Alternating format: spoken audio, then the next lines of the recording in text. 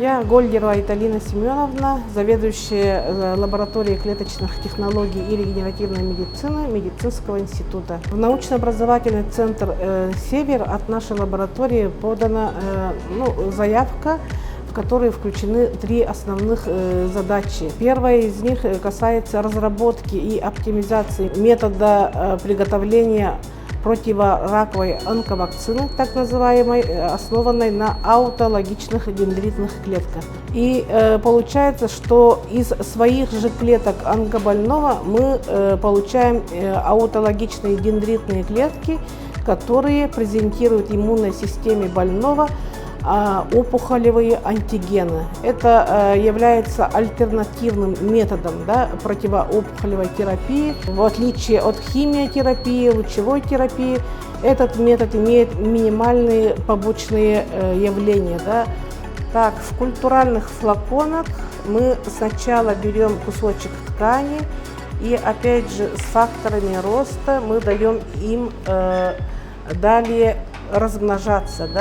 Они размножаются в питательных средах вплоть до монослоя, когда сплошным слоем дно флакона или чашки Петри покрывается клетками, которые видны на мониторе. Вытянутые веретенообразные клетки, они и есть это фибробласты, фибробластоподобные клетки, фибробласты. Это фибробласты крысы. Потом мы должны в них посадить пленки из полилактида. Раковые клетки нам нужны для постановки третьей задачи, например, для исследования по третьей задаче, именно функциональное тестирование клеток. Мы будем выращивать раковые клетки и будем добавлять экстракты, например, растений, насколько оно будет подавлять рост размножения раковых клеток. Вторая задача тоже является амбициозной. Она заключается в том, что разработка моноклональных антител с диагностической и лечебной целью. Это очень амбициозная задача. Мы будем впервые заниматься ею. В Якутии мы будем первые. В России мало кто занимается этой методикой.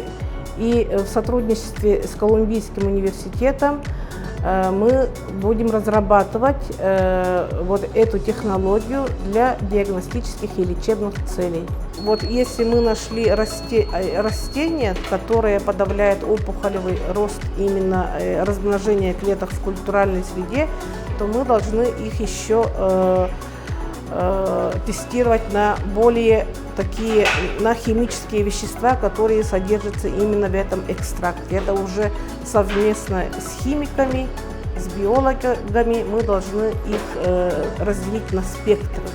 И таким путем мы можем найти какую-то ту самую молекулу, которая будет подавлять опухолевый рост. Третья задача – это разработка функционального тестирования биологически активных веществ из источников растительного и животного происхождения, которые произрастают в Арктике, субарктике. Примером такой методики может быть, например, если мы хотим тестировать какое-то растение, то мы заранее культивируем раковые клетки в условиях лаборатории, и далее мы уже тестируем определенное растение, например, насколько оно будет иметь противоопухолевые свойства. Для каждой клетки, для каждого вида клеток существуют свои специальные питательные среды. Например, для выращивания фибробластов одна среда. Все это должно происходить в стерильных условиях, потому что и воздух должен быть у нас стерильный, и для этого существует еще ламинарный шкаф, который как раз обеспечивает стерильность.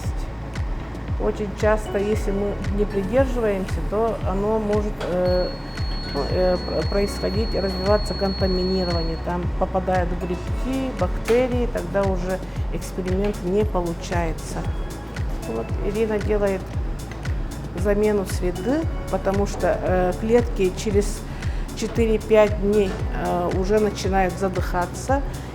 И даже по окраске среды мы уже можем определить, что им плохо там. Да?